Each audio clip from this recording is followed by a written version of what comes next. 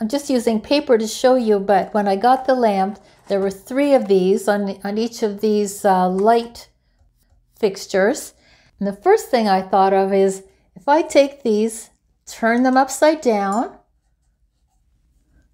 I could put little plants in here, maybe little cacti or little ferns that will hang down.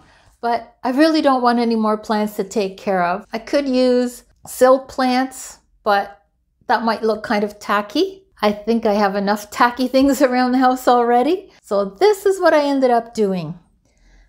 Turned things upside down. I went to the dollar store and I bought 3 of these. They're called push lights. You've probably seen them. People can put them in their closet if they don't have a light in there, but I bought 3 of these push lights. Each light takes 3 of these AA batteries. I thought if I put one on each of the little levels.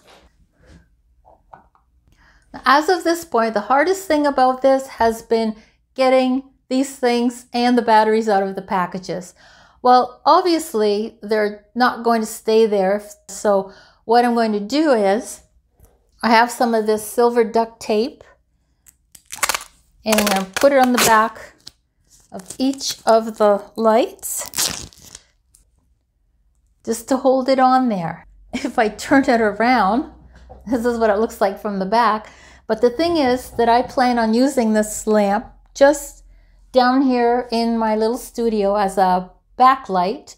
And when I push down on each one, there it is.